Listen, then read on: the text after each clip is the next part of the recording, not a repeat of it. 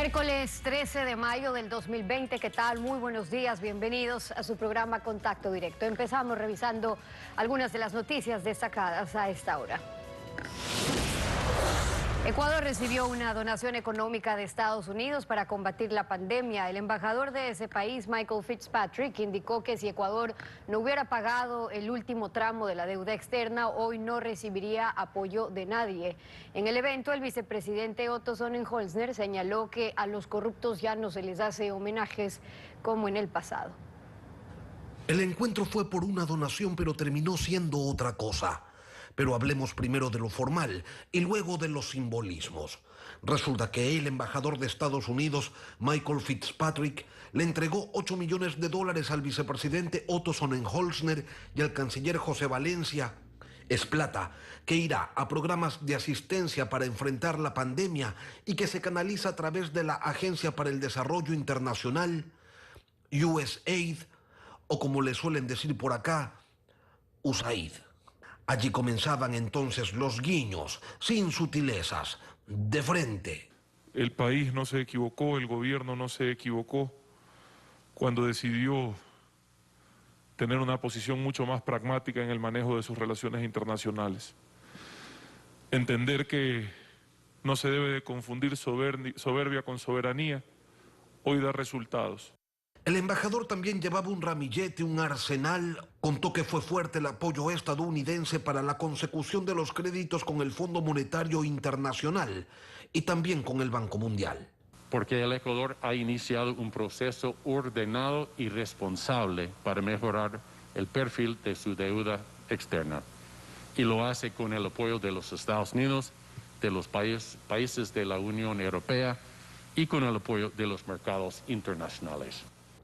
Y le dio un espaldarazo a la gestión del ministro de Finanzas, en particular al pago de capital e intereses de deuda externa ocurrido en marzo, que eso fue muy importante, decía el embajador. A ellos que dicen que Ecuador no debiera haber pagado sus deudas en marzo, pero digo con todo el respeto que no pueden estar más equivocados. Hubiera haber sido una locura para Ecuador haber entrado en default. Hubo también espacio para hablar de la coyuntura delictiva que acompaña a la contratación pública de emergencia. La situación es compleja y nunca faltan unos miserables que quieren aprovecharse de las situaciones difíciles para sacar rédito económico. La corrupción existe en el Ecuador, siempre ha existido, lamentablemente también en el sistema de salud. Pero la gran diferencia es que hoy no se les hacen homenajes a los corruptos, ni se les permite o ni se intenta esconder sus actos. Y Fitzpatrick, que se sumaba, porque la Fiscalía también recibe respaldo de su gobierno para combatir a los corruptos. Y una cosa más, dijo que esperaba que la Asamblea haga su parte y apruebe los proyectos que remitió el gobierno de Ecuador, sin duda. Varios camiones que llegaban hasta los alrededores del mercado mayorista en Ambato fueron saqueados. La policía investiga quiénes son los culpables de este hecho que está generando temor también entre los habitantes de la ciudad. Los hechos violentos quedaron registrados en videos aficionados. La madrugada de este martes, varias personas procedieron a saquear algunos camiones que llegaban al sector del mercado mayorista de Ambato, donde pese a las prohibiciones, continúan las ferias informales. El coronel Jaime Amores, jefe de la policía en Tungurahua, explica que los incidentes son consecuencias del irrespeto a los horarios de funcionamiento de este centro de abasto. Los comerciantes se arriesgan a que esto suceda porque simplemente en esos espacios tenemos el personal preventivo que está también atendiendo a otros auxilios en otros sectores de la ciudad. En estas imágenes se observa cómo camiones cargados con productos agrícolas de la costa y sierra son saqueados. Incluso los agresores atacaron un camión repartidor de gas. Gracias a esos videos estamos haciendo trabajos de inteligencia para judicializar y ponerles nombres a estas personas y poner una denuncia formal. La feria del mercado mayorista de Ambato solo puede realizarse los lunes, miércoles y viernes. La actualidad, los protagonistas, el análisis y la información en Contacto Directo. Revisemos quiénes son hoy nuestros invitados. Nos acompañará Guillermo Lazo, el líder del movimiento Creo. ¿Está el Ecuador frente a la oportunidad histórica de salir de un modelo económico que es apoyado ahora por correístas, por morenistas? ¿Por qué Creo también se abstuvo en la comisión de votar ante el proyecto urgente humanitario y permite que avance hacia el veto modificatorio del presidente? Lo vamos a analizar. También hoy estará con nosotros Fernando Villavicencio, activista político y periodista de investigación. 6 reportajes, mucho antes de la catástrofe del coronavirus, ya alertaban sobre la corrupción en el sistema de salud. Vamos a ver los nuevos capítulos ahora en la emergencia sanitaria que evidencian un reciclaje de los corruptos que no se compadecen de la tragedia y cómo puede llegar la cirugía mayor que nunca pasó. Lo vamos a examinar. El país necesita una salida idónea a la catástrofe del coronavirus. El país, no solo el gobierno, ni la oposición, ni los trabajadores o los empresarios. Hoy es una urgencia nacional. Guillermo Lazo, bienvenido a Contacto Directo. Buenos días. Muy buenos días, Steffi. Gracias por la invitación. Ustedes no están de acuerdo con más impuestos. ¿Por qué la abstención del viernes y también la del primer debate? Eso permite que el proyecto siga avanzando y no hay acuerdos. ¿Hay posibilidad a pocas horas de buscar consensos para que no pongan más impuestos o ya es inevitable esa aprobación? Y como usted lo dijo muy claro, el movimiento Creo y personalmente yo hemos sido directos con el país. Debemos encontrarle una salida al país. Si usted me pide una opinión primero de aquella ley llamada humanitaria, el movimiento Creo fue muy claro desde el primer día que esta crisis no puede ser pagada por empresas que están en este momento cerrando puertas, que están despidiendo personal y que no pueden asumir un peso más sobre ya este peso de la crisis económica y sanitaria. Nosotros planteamos que estos impuestos deben de ser pagados por los que más ganan, de $50.000 hacia arriba al año, pero no por la clase media, no por la clase trabajadora y no por las empresas pequeñas y medianas. ¿Y eso qué significa? Que si se mantiene tal como está, es decir, actualmente estamos hablando de $2.500 como se está contemplando la tabla para el aporte o la contribución de los trabajadores, si se mantiene como está más el impuesto a las empresas, creo que votaría en contra. Mire, Steffi, la dinámica legislativa es que luego de la discusión en segundo debate en la comisión, se elabora un informe que es un cuerpo integral. Si la Asamblea Nacional o el presidente de la Asamblea somete a consideración de la Asamblea el cuerpo de ley completo, el movimiento Creo votará en contra. Pero si existe la sabiduría de entender que hay elementos positivos en la ley que hay que mantenerlos, pues el movimiento Creo votará en contra de aquellos impuestos con los que no está de acuerdo, manteniendo absoluta coherencia con lo que hemos advertido, y votará a favor por aquellos elementos cualitativos de la ley que son importantes en esta circunstancia. Con eso claro sobre la posición de Creo. Ayer veíamos un estudio de los consultores corporativos Tax Service, nos mostraban que crear impuestos a las empresas afecta a todas, con excepciones por la paralización de sus ventas, provocaría lo siguiente, escuchemos. Si usted quiere ver por número de empresas, es un número muy reducido. Si usted quiere ver por recaudaciones, el 95% de las recaudaciones de impuesto a la renta la generan las empresas medianas y grandes. Entonces, cuando se dice que la contribución humanitaria va a afectar un número pequeño de contribuyentes, en número es verdad, pero desde el punto de vista de universo se está afectando a casi todos los contribuyentes, porque las medianas y las grandes generan el 95% de la recaudación por impuesto a la renta. Esto hace que, por ejemplo, la contribución humanitaria, sumada a la contribución temporal que se expidió en diciembre, más la tasa de impuesto a la renta, más la participación laboral, con las caídas de ventas que se está previsto, el próximo año la tasa efectiva de impuesto a la renta será del 56%. Es decir, las empresas que logren ganar más del 50% lo destinarán al pago de impuestos.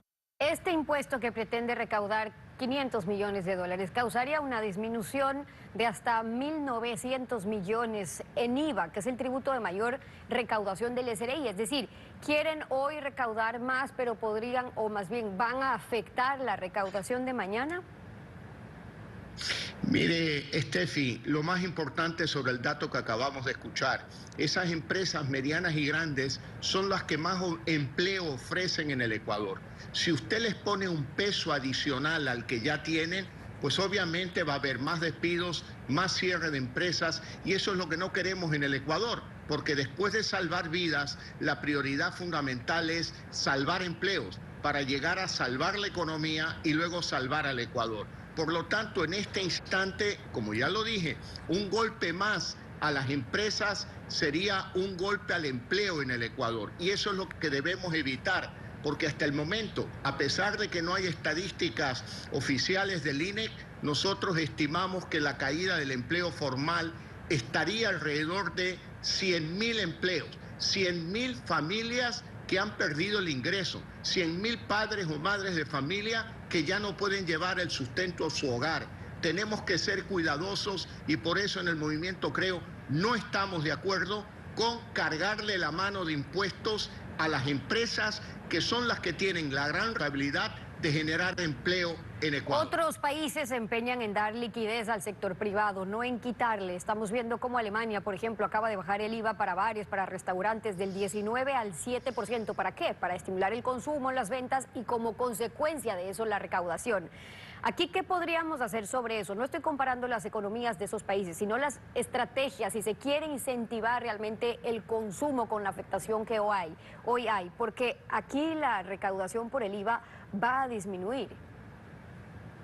No vaya muy lejos Alemania, vea lo que ha hecho Colombia. Claro, un país que tiene moneda propia, Ecuador no lo tiene, hay que comprender eso. Pero ¿qué hace Colombia? Colombia está subsidiando el empleo. Le dice un empresario, tienes 10 empleados, quieres despedir a 7, detente, déjalos ahí que yo pago el sueldo de estos 3 meses de los 7 empleados. Hay un subsidio directo del Estado. Acá no se puede, lo comprendemos, porque no hay moneda propia, porque el fisco no tiene recursos. Pero tampoco vayamos en el sentido contrario de quitarle los pocos recursos de liquidez que tiene la empresa para pagar sueldos, contribuciones a la seguridad social y los impuestos regulares. Medidas creativas, no se puede bajar el IVA en determinados sectores, pero por ejemplo las ciudades como Guayaquil pudieran activar ese sector de bares y cafeterías, habilitando áreas públicas abiertas para generar una novedad, para respetar las restricciones sociales, porque dentro de una cafetería o un bar el área es muy pequeña, el aforo es muy pequeño y llevarlo a la mitad pues haría impracticable ese negocio. ¿Por qué no pensar en una nueva conducta de utilizar las áreas públicas de las grandes ciudades del Ecuador, veredas, parques, para permitir la oportunidad de que el turismo se pueda levantar en el país? Hay maneras creativas de hacerlo. Y si mañana pues los parques tienen problemas en mantenimiento, pues se generará empleo dando mantenimiento a esos parques. Ese es el objetivo fundamental, salvar empleos con creatividad, estimulando los distintos sectores de la economía sin ponerle más pesos innecesarios. Es decir, aun cuando las circunstancias son distintas, comparando con el mismo Colombia, no solamente que ellos tienen moneda propia, pero además, mientras nosotros accedemos del fondo a un financiamiento de 700 millones, ellos acaban de acceder a 10.000 millones de dólares. Es decir, así están las diferencias sobre cómo manejaron también la posibilidad de financiamiento y los pocos ahorros que tenía este país. Ahora, si estos impuestos en estas circunstancias le causan un grave daño a la economía del país, no solo al fisco, sino a millones de hogares, de acuerdo a la Constitución, en el artículo 88, ustedes, por ejemplo, como oposición, ¿tendrían previsto presentar ante la Corte Constitucional un recurso de amparo o medidas cautelares para evitar más daños a la economía? Haremos todo lo necesario para proteger la economía de las familias ecuatorianas. Steffi, no tenga la menor duda que el movimiento Creo está del lado de la economía de las familias ecuatorianas.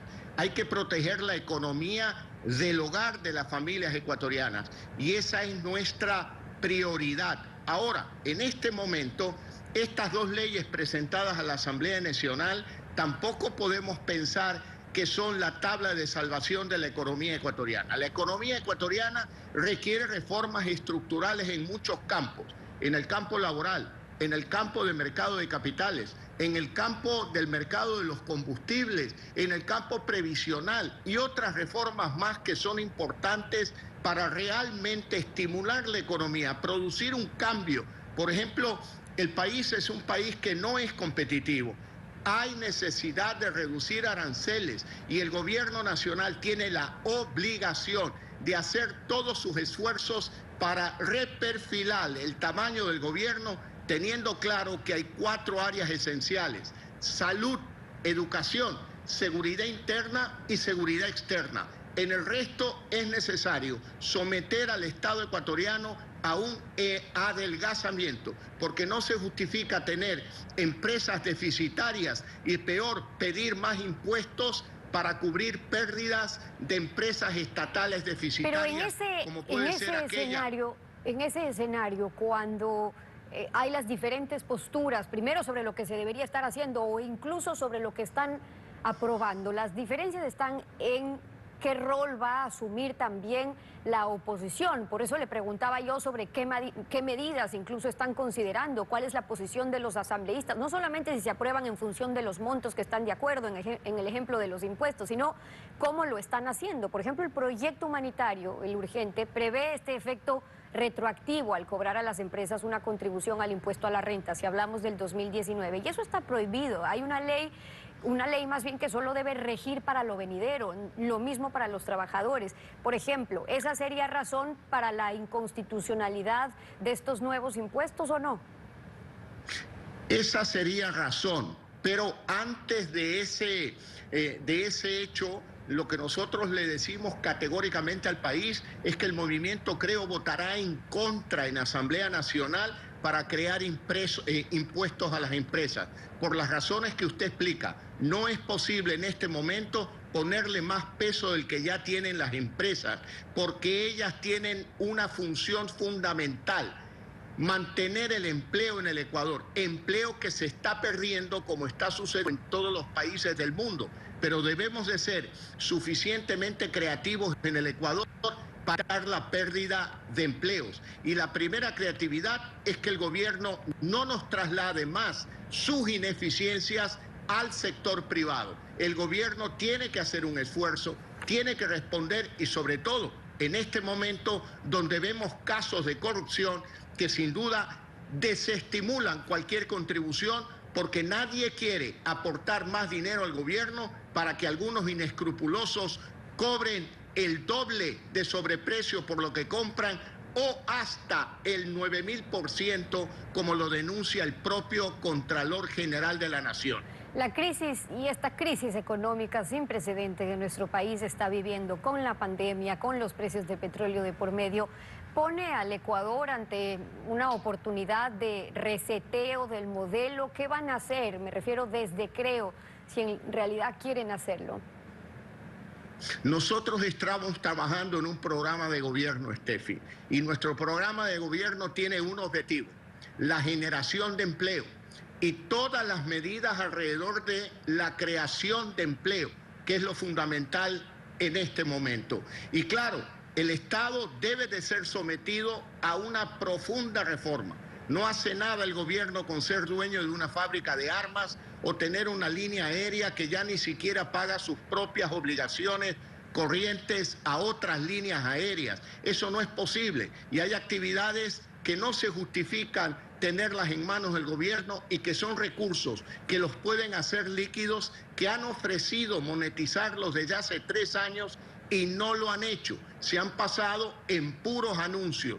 Por eso en este momento no es posible que frente a otra crisis más se le ponga el peso a la empresa ecuatoriana, que debe de pagar sueldos, que debe de pagar salarios, que debe de pagar impuestos, y que, no me cansaré de repetirlo, no está en condiciones de recibir hoy otro peso más, Stephanie. El líder de Creo, Guillermo Lazo, acompañándonos hoy en Contacto Directo. Muchas gracias por haber estado con nosotros. 7 de la mañana con 19 minutos. Vamos a una pausa y al regresar estará Fernando Villavicencio, activista político y periodista de investigación. La corrupción en tiempos de coronavirus brota en todo el país. Vamos a revisar algo de lo que está pasando al volver. No se vaya.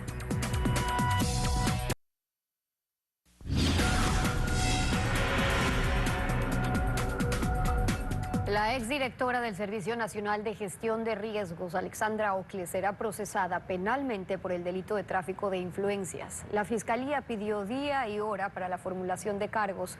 Ocles es investigada por el presunto sobreprecio en la adquisición de 7.000 kits alimenticios durante esta emergencia sanitaria. La Fiscalía informó sobre el inicio del proceso penal en contra de Alexandra Ocles Padilla a través de su cuenta de Twitter. Fiscalía solicita día y hora para la audiencia de formulación de cargos contra María Alexandra O.P., ex titular del Servicio Nacional de Gestión de Riesgos, y 4 funcionarios más, por el presunto delito de tráfico de influencias relacionado con la inobservancia legal en el proceso de adquisición de kits de alimentos en el contexto de la emergencia. Esto ocurrió horas después del informe emitido por la Contraloría General del Estado, en donde determinó indicios de responsabilidad penal en la firma del contrato de los kits. El Servicio de Riesgos gestionó la compra de 7.000 kits por $1.182.000 a $150 cada kit, pero para la Contraloría el valor total debió ser de $706.790, es decir, cada kit debía comprarse a $95.16. Por eso estableció un sobreprecio total de $475.638. Ocles, quien renunció un día antes por este escándalo, dijo ante la Asamblea Nacional que pidió en 3 ocasiones a la Contraloría la auditoría de este contrato y aclaró que el kit está compuesto por 56 productos que cuestan $120 en el mercado. Pero la Contraloría detalló algunos excesos en el precio de los productos. En cada funda de arroz de 10 kilos, el sobreprecio sería de $5.87. En la carne de res, de $6.43. En el atún, $4.80. En el tallarín, $5.28. Y hasta la caja plástica que guarda los productos se compró al doble del precio del mercado, con un sobreprecio de $7.70. No le meto la mano al bolsillo del pueblo ecuatoriano. No estoy acostumbrada a robar, no tengo razón alguna. Siempre viví de mi trabajo y así lo seguiré haciendo. Además, la Contraloría no encontró los documentos que respalden el concurso que, según el Servicio de Riesgos, se realizó para la suscripción del contrato. 7:25 minutos. Según estadísticas del BID, del Banco Interamericano de Desarrollo, el Ecuador es el país de América Latina que más gasta en compras públicas. Y la ley de compras públicas dictada por el correísmo estableció que esta declaratoria discrecional de emergencia permita comprar a dedo. Y así se ha pasado de los mega atracos en proyectos estratégicos a estos asaltos en compras de mascarillas, de fundas para cadáveres, kits de alimentos, guantes en medio de una crisis sanitaria. Pero el problema que al final el gobierno y oposición prefieren no tocar es la corrupción estructural. Fernando Villavicencio, activista político y periodista de investigación, bienvenido a Contacto Directo. Buenos días, un saludo desde Quito. Buenos días también. Antes del colapso sanitario por el coronavirus, usted ya había publicado varios reportajes sobre la corrupción dentro del sistema de salud, de hospitales del IES, contratos de construcción y equipamiento, compras de medicinas, los convenios o los famosos convenios de pagos, el reparto entre los mismos amigos y familiares que participan en los concursos.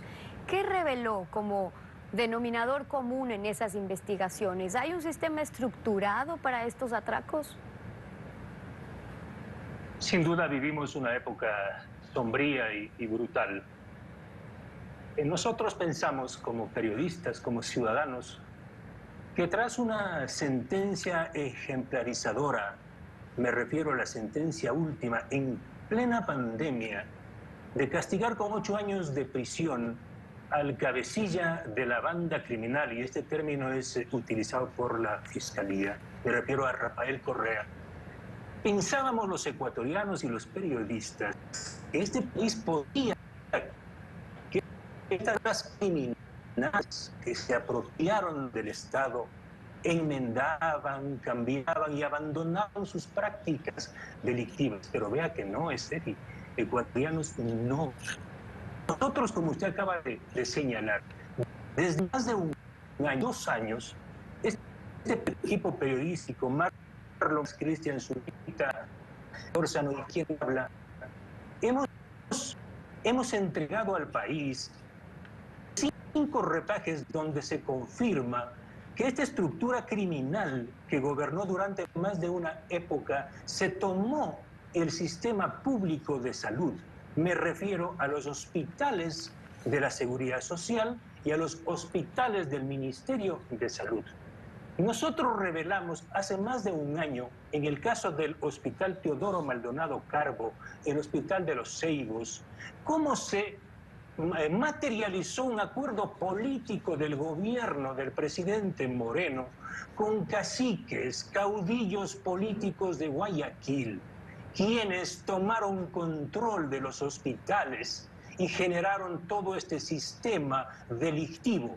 Es decir, Estefi, cuando el coronavirus llega al Ecuador, ya encuentra un sistema hospitalario completamente devastado e infestado por la corrupción. Y esto que estamos viendo de quienes se han aprovechado hasta de una tragedia para seguir haciendo sus negocios, ha puesto a Contraloría a levantar más de medio centenar de auditorías ahora en todo el país. Pero entonces, no es nuevo, es más de lo mismo. ¿Por qué sigue abierta el arca de un sistema corrupto?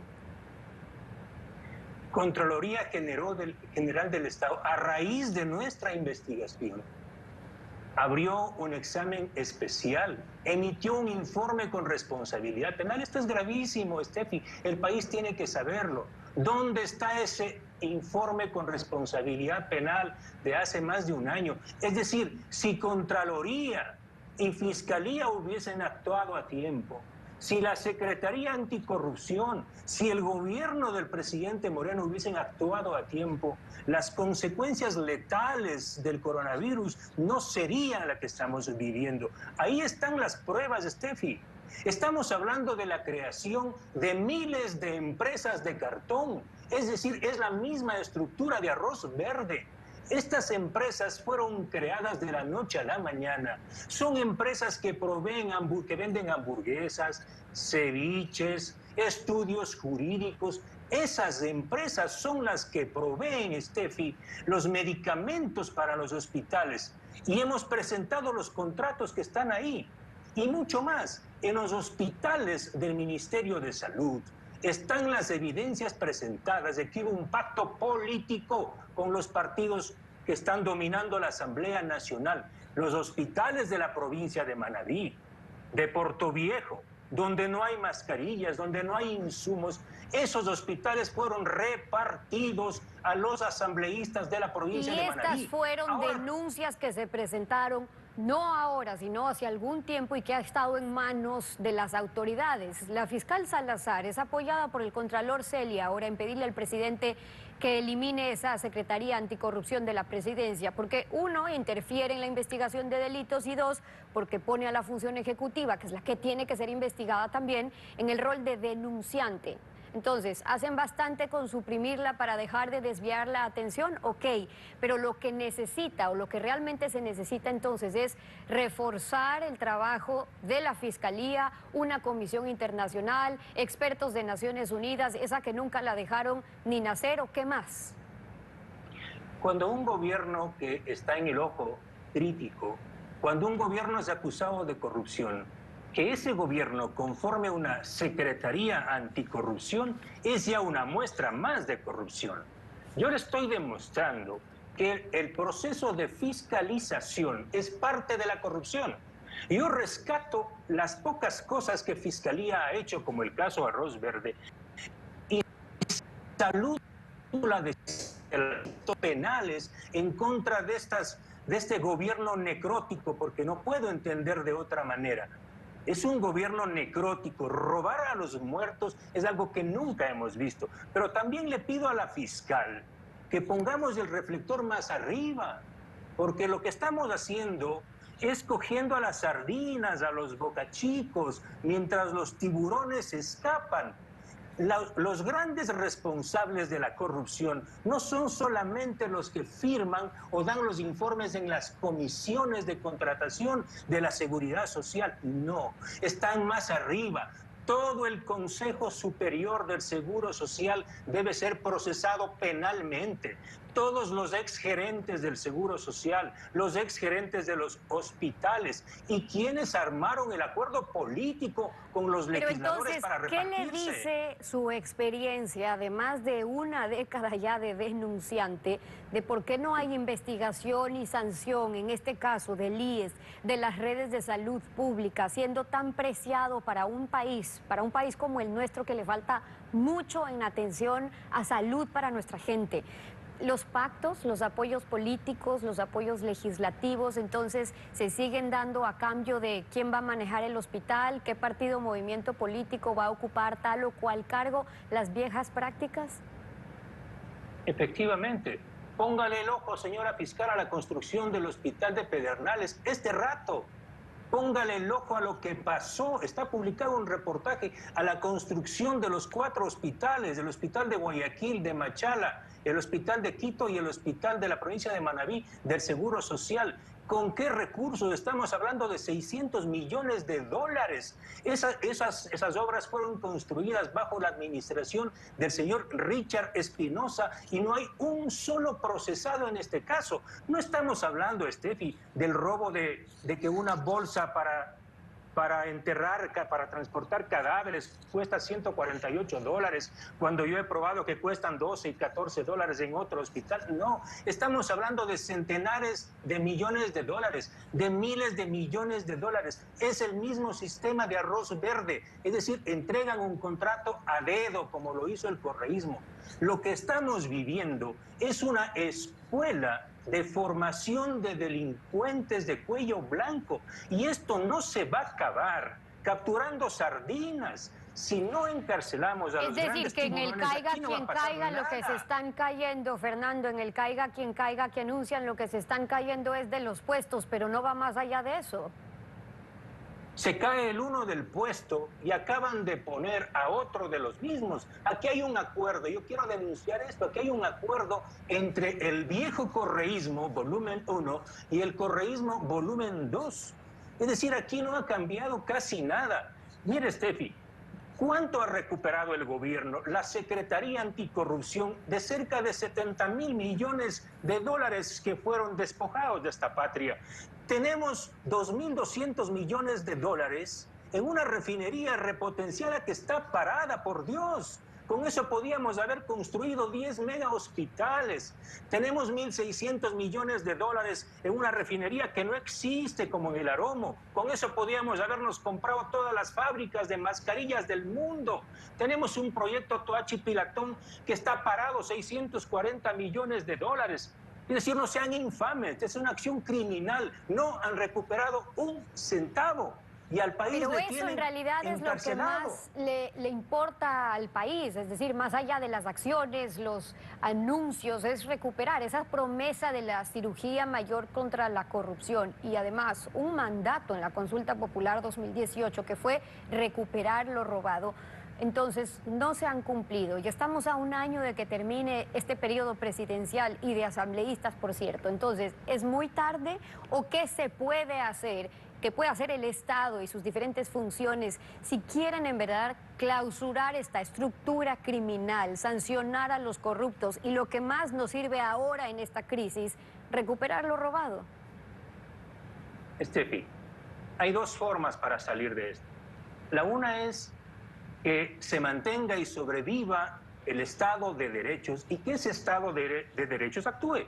En el marco de ese Estado de Derecho, ¿cuáles son los organismos encargados de luchar contra la corrupción? Principalmente la Fiscalía General del Estado. Es decir, sobre los hombros de la doctora Diana Salazar Méndez recae el peso histórico de cambiar este país en gran medida. No necesitamos secretarías anticorrupción del gobierno corrupto y necrótico que le sirva de campana, no.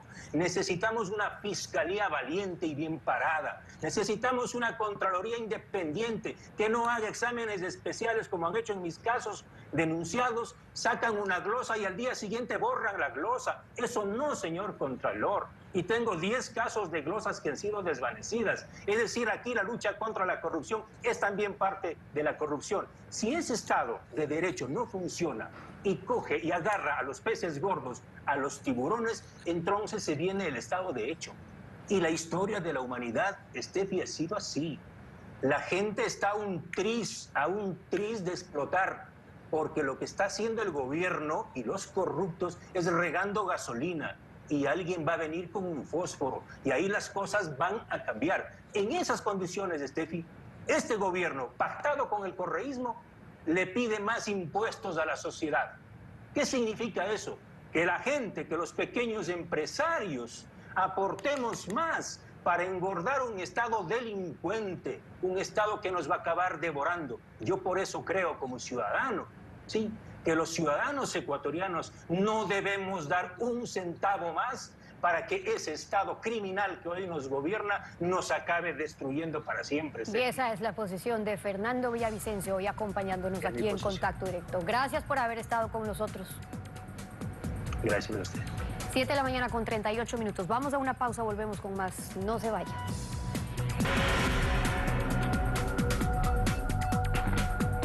Los sectores productivos de Quito alertan sobre la crítica situación productiva de la ciudad. Están pidiendo al Cabildo acciones para reactivar la economía que registra falta de liquidez. La Cámara de Comercio de Quito pidió al Consejo Metropolitano tomar acciones para evitar que la crisis sanitaria lleve a la capital a una emergencia social debido a la paralización económica por el coronavirus. Quito perdería alrededor de $5.000 millones durante el confinamiento, alcalde. Cifras que no son menores, cifras que son preocupantes. Hasta abril el Ecuador perdió 116.000 fuentes de empleo y la proyección no es alentadora. Hasta junio el Ecuador podría perder 138.000 fuentes de empleo, hasta diciembre podría perder 250.000 fuentes de empleo. Él, como representante del sector productivo, afirmó que las empresas ya no cuentan con liquidez, que es necesario reactivar la economía, tomando todas las precauciones sanitarias. La salud es importante, pero no podemos permitir que se siga aumentando el desempleo, que se siga aumentando la pobreza en la ciudad de Quito. En medio de la exposición, el concejal capitalino Bernardo Abad hizo un pedido. Analice lo más pronto posible, de la manera más seria, el cambio de color del semáforo de amarillo. El alcalde Jorge Yunda coincidió en que quedarse en casa tampoco ayuda a la productividad de la ciudad. Si nos quedemos encerrados hasta diciembre, hasta enero, no va a desaparecer el problema. Lo que tenemos es que aprender a cuidarnos, a no contagiarnos. ¿Cómo? Con una campaña sanitaria agresiva, con una campaña debemos comprometernos todos al uso de la mascarilla, a la separación física y a las medidas higiénicas que se requieren. Así los empresarios expusieron su preocupación por el futuro de la ciudad. Ahora será el Consejo Metropolitano el que decida si el color del semáforo cambia de rojo a amarillo. Con esto estamos despidiendo esta emisión de Contacto Directo. A ustedes, como siempre, gracias por su confianza y sintonía. Mañana nos volvemos a encontrar y ya viene ahora Televistazo en la comunidad.